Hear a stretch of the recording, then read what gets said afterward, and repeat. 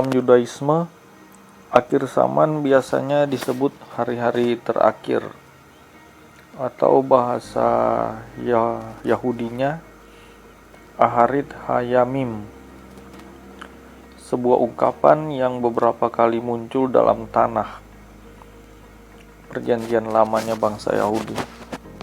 Meskipun gagasan tentang bencana mesianik memiliki tempat yang menonjol dalam pemikiran Yahudi, gagasan ini bukanlah suatu proses yang tidak dapat berubah yang berdiri sendiri, melainkan ditemukan bersama-sama dengan gagasan tentang penebusan tanpa penderitaan.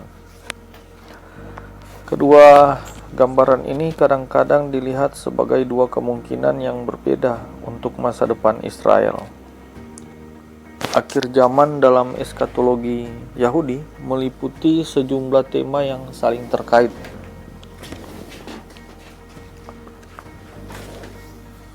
Mesianisme Yahudi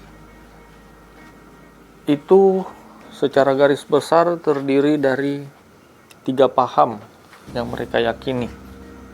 Pertama, Mesias ketika dia datang kembali akan mengumpulkan kembali orang-orang yang hidup di pembuangan atau orang-orang yang hidup di luar tanah Israel, orang-orang Israel yang hidup di luar tanah Israel. Kedua, kedatangan Mesias diikuti dengan pembangunan kembali bait suci. Ketiga, kedatangan Mesias itu diikuti juga dengan korban binatang atau korban dari lembu betina merah di saat pentahbisan bait suci dan penobatan sang Mesias tersebut. Nah, dalam mesianisme Yahudi, kepercayaan akhir zaman mereka, dunia yang akan datang atau olam haba itu adalah sebuah istilah yang ambigu yang mungkin merujuk pada kehidupan setelah kematian, dunia mesianik atau kehidupan setelah kebangkitan. Nah, ada hal yang sangat menarik, perbedaan mencolok antara mesianisme Yahudi dengan mesianisme Kristen. Mesianisme Yahudi meyakini bahwa jikalau Mesias datang, maka yang dipersiapkan adalah hal-hal yang sifatnya materi atau jasmani. Mereka berusaha mengumpulkan orang-orang Israel dari negara-negara lain untuk hidup di tanah Israel, diawali dengan pendirian negara Israel ya, dan mereka juga harus mempersiapkan bait suci, mendirikan bait suci kembali, bait suci Salomo. Lalu akan ada korban binatang di situ. Nah, mesianis Yahudi beda jauh dengan mesianisme yang dipercayai oleh orang Kristen yang justru ditolak oleh kepercayaan Yahudi.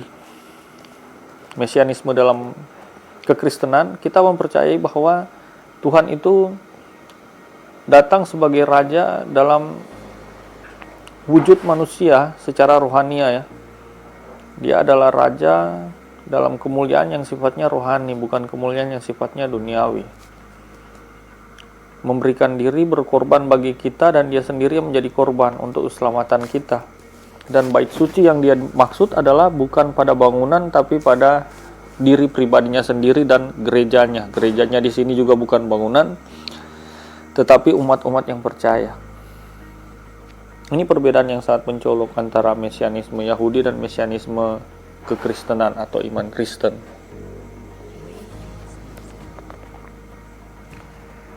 Mesianisme Yahudi itu disambut oleh bangsa Yahudi dengan cara mereka mempersiapkan dahulu jalan untuk datang Mesianis tersebut. Nah, mesianisme Kristen justru dia yang datang untuk memulihkan keadaan dunia, menghakimi dunia dan memulihkan keadaan dunia. Jadi mesianisme dalam konsep Yahudi itu dia dilayani. Sementara mesianisme dalam konsep kekristenan dia melayani. Nah, ada hal yang juga sangat menarik yaitu mesianis yang ditunggu oleh bangsa Yahudi yang menolak Yesus Kristus sebagai Mesias yang sesungguhnya. Itu adalah sebenarnya adalah pribadi yang mengaku diri sebagai Mesias atau Mesias palsu. yang mana sesuai nubuatan Alkitab, bangsa Israel akan mempercayai pribadi ini sebagai Mesias, padahal sebenarnya bukan. Nah, pribadi ini tidak akan jauh dari pribadi antikristus, atau dia adalah antikristus. Bangsa Yahudi akan sangat memuja dia, akan sangat mengagungkan dia ketika dia datang, karena dia akan sanggup memulihkan kebesaran dan kejayaan bangsa Yahudi atau negara Israel. Bahkan akan sanggup menguasai dan membuat damai seluruh dunia, memberikan kesejahteraan seluruh dunia. Dan pusat di mana pemerintahan antikristus ini akan berada di Yerusalem, lebih tepatnya di Bait Allah. Dia akan memerintah dari sana dan akan mengakui diri sebagai Mesias untuk meminta disembah. Mungkin banyak sekali orang Yahudi akan terpukau dan tertipu.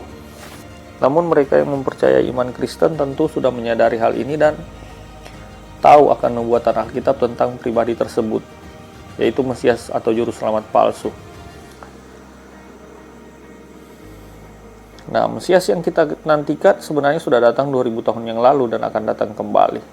Sebelum kita memasuki masa-masa yang disebut kepicikan Yakub, masa-masa kesengsaraan besar bagi orang-orang yang menolak sistem antikristus. Nah, ada beberapa pertanyaan yang saya akan bahas juga dalam video ini, pertanyaan-pertanyaan umum seputar dengan akhir zaman. Karena dengan media ini rasanya kita tidak memiliki cukup banyak waktu sebagaimana cara kuliah reguler secara tatap muka. Itu kita memiliki banyak waktu dan banyak materi yang bisa dibagikan, sehingga kita bisa luas dan lebih dalam mempelajari eskatologi. Namun saya merangkum beberapa pertanyaan yang umum tentang eskatologi untuk dapat dibahas secara singkat di video-video saya ini untuk rekan-rekan mahasiswa. Misalnya pertanyaan pertama ya, menurut firman Allah dan berbagai tafsiran, itu banyak tafsiran yang berbeda-beda menanggapi tentang siapakah ke-144.000 orang yang disebutkan memerintah di dalam kitab Wahyu pada akhir zaman nanti. Nah, saya akan coba membahas atau menjawabnya secara singkat dan sederhana sehingga mudah dimengerti. Kitab Wahyu selalu menyajikan tantangan kepada para penafsir. Ini sudah terjadi sejak dulu. Kitab ini penuh dengan gambaran dan simbolisme yang tajam, yang ditafsirkan orang secara berbeda tergantung pada konsepsi mereka terhadap kitab tersebut. Secara keseluruhan ada 4 pendekatan utama dalam menafsirkan kitab Wahyu. Nah, ini perlu diingat. Pendekatan pertama adalah preteris, melihat semua atau sebagian besar dari kejadian dalam kitab Wahyu sebagai sesuatu yang sudah terjadi pada akhir dari abad pertama. Atau historisis, melihat kitab Wahyu sebagai survei sejarah gereja dari zaman para rasul hingga saat ini. Atau ketiga, idealis, melihat kitab Wahyu sebagai gambaran pergumulan antara kebaikan dan kejahatan. Atau juga keempat, futuris, melihat kitab Wahyu sebagai nubuatan dari kejadian-kejadian yang akan datang. Dari keempatnya, hanya pendekatan futuris yang menafsirkan kitab Wahyu dengan metode gramatikal historikal atau tata bahasa dan sejarah, sebagaimana dengan kitab suci lainnya. Pendekatan ini juga lebih sesuai dengan klaim dari kitab Wahyu sendiri sebagai nubuat, yaitu kitab Wahyu sudah menyatakannya dalam Wahyu 1 ayat 3, 22 ayat 7, ayat 10, 18, dan 19. Jadi jika kita hendak menjawab pertanyaan siapakah 144.000 orang itu, akan tergantung pada pendekatan penafsiran apa yang Anda lakukan untuk melihat kitab Wahyu. Kecuali pendekatan futuris, semua pendekatan lain menafsirkan 144.000 itu secara simbolis, sebagai wakil dari gereja. Dan angka 144.000 adalah simbol dari totalitas, angka sempurna dari gereja. Namun ketika melihat bagian tersebut secara apa adanya, Dan aku mendengar jumlah mereka yang dimeteraikan itu 144.000 yang telah dimeteraikan dari semua suku keturunan Israel. Wahyu 7 ayat 4. Tidak ada sesuatu pun dalam bagian Alkitab ini yang mengharuskan kita menafsirkan 144.000 ini bukan sebagai secara harafiah, sebagai orang-orang Yahudi. Nah, masing-masing 12.000 diambil dari segenap suku keturunan Israel. Perjanjian Baru tidak menawarkan teks yang jelas untuk menggantikan Israel dengan gereja. Nah, para orang Yahudi ini dimeteraikan, yang berarti mereka mendapatkan perlindungan khusus dari Allah terhadap semua penghakiman ilahi dan dari antikristus untuk menjalankan misi mereka pada masa penganiayaan besar. Seperti yang ditulis dalam Wahyu 6 ayat 17, di mana orang-orang akan ingin tahu siapa yang dapat bertahan dari murka yang akan datang.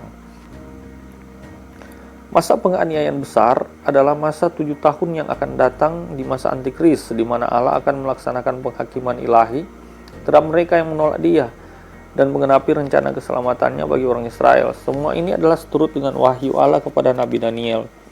Daniel 9 ayat 24-27.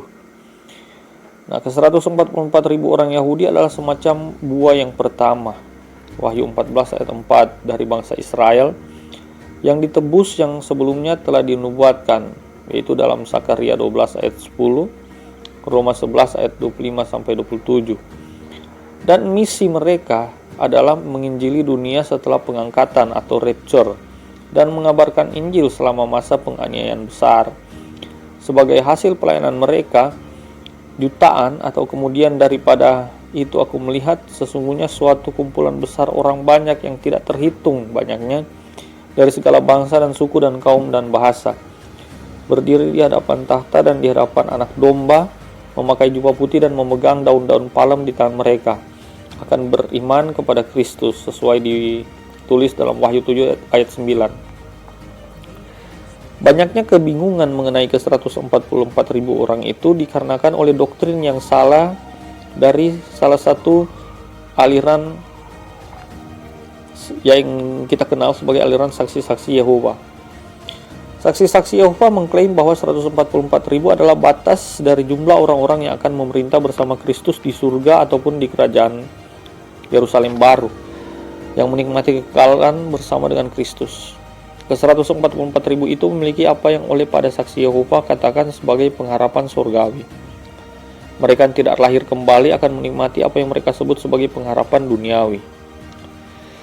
Surga di atas bumi yang di bawah pemerintahan Kristus dan ke-144.000 orang itu.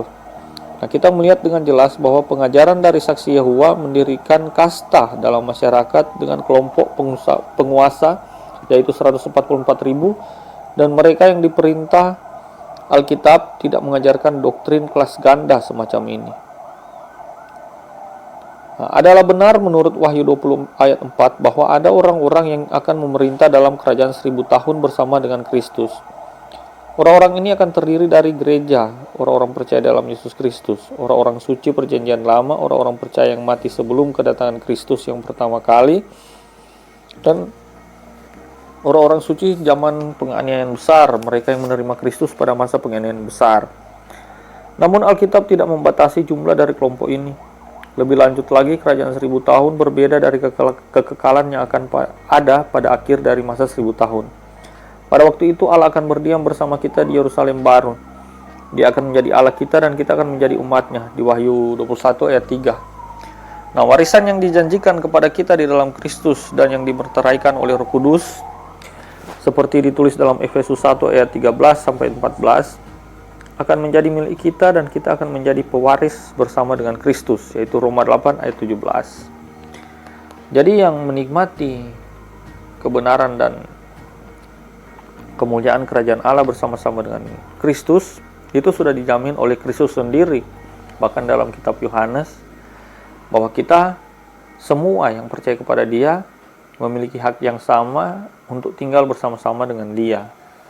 Jadi angka 144.000 orang ini tidak dapat diterjemahkan sepenuhnya secara hurufiah.